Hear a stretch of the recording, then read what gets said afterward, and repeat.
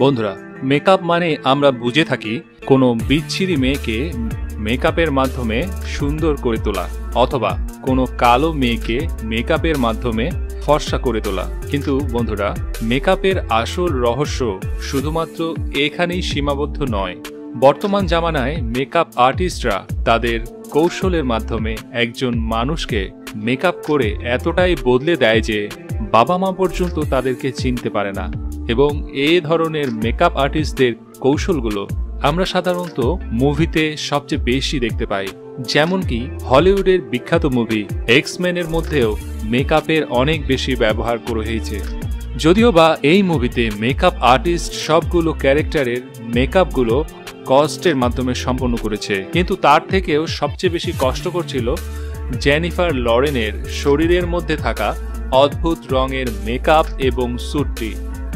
Jennifer লরেনকে mystic বানানোর জন্য প্রতিদিন প্রায় 12 ঘন্টা মেকআপ রুমে পড়ে থাকতে হতো, আর এই 12 ঘন্টা সে কোনো কিছু না করেই শুধুমাত্র মেকআপই করতে থাকতো, যেখানে পুরো 12 ঘন্টা তার শরীরে সিলিকন এবং বিভিন্ন ধরনের মেকআপ দিয়ে তার পুরো শরীরটি ঢেকে দেওয়া হতো।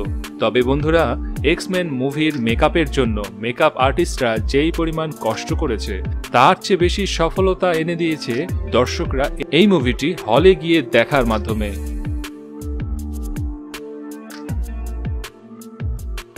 ভিউয়ার্স, এবার আমরা যদি বলিউডের দিকে নজর দিই তাহলে আমরা দেখতে পাই সেখানেও মেকআপের বিভিন্নভাবে ইউজ করা হয়েছে।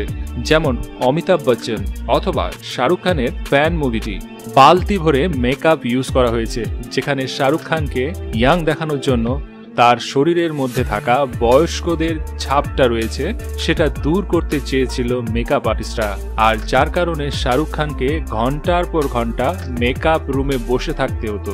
50 বছর বয়স্ক শাহরুখ খানকে 18 বছর বয়সী গৌরবের রোল প্লে করার জন্য তার মুখে সিলিকন এবং ফেসকে টাইট করার জন্য ট্যাব দিয়ে বালতি ভর্তি ভর্তি মেকআপ তার মুখের মধ্যে লাগিয়ে রাখতে হতো, এবং সে নিজেই জানিয়েছিল এই মেকআপ নেওয়াটাই তার কাছে সবচেয়ে বেশি কষ্টের ছিল।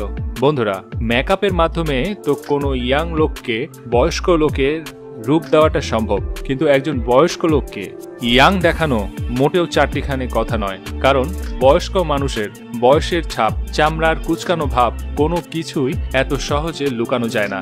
এমনকি ফ্যান মুভিটি দেখার পরে শাহরুখ খানের অনেক ফ্যানরাই বলেছিল এখানে ইয়াং রোল প্লে করা ছেলেটি শাহরুখ খান নিজে নয়, হয়তো তার কোনো ডুপ্লিকেট ক্যারেক্টার এই রোলটি প্লে করেছে।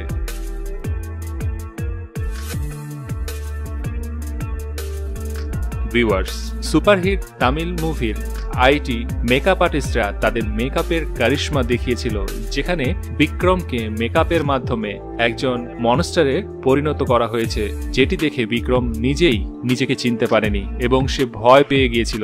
আর এটি করার জন্য প্রফেশনাল মেকআপ আর্টিস্টরা বিক্রমকে সিলিকন এবং মেকআপ দিয়ে তার পুরো শরীরটি ঢেকে দিয়েছিল। আপনার জেনে অবাক হবে এই রোলটি প্লে করার কারণে বিক্রম তার বেস্ট অ্যাক্টর অ্যাওয়ার্ডও পেয়েছিল।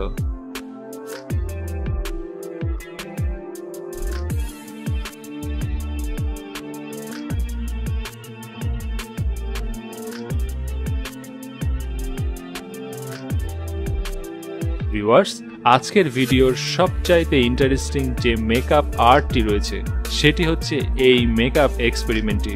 এখানে আপনারা যে মেকআপ আর্টিস্টকে দেখতে পাচ্ছেন সে একটি মেয়ে পুরো বডিতে কোনো কাপড় ছাড়াই শুধুমাত্র রং দিয়ে পেইন্ট করে তার শরীরে প্যান্ট এবং জামা এঁকে দেয়, যেটি আপনারা এই ভিডিওতে ভালো করেই দেখতে পাচ্ছেন।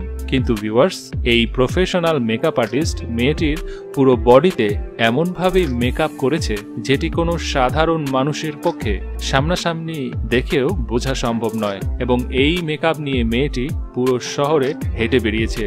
তারপরেও কোনো মানুষ ধরতে পারেনি যে এই মেয়েটির শরীরে কোনো কাপড় চোপড় নেই, শুধুমাত্র রং দিয়ে মেকআপ করেই মেয়েটির বডিতে কাপড় বানিয়ে দিয়ে মেয়েটি রাস্তায় ঘুরে বেরিয়েছে।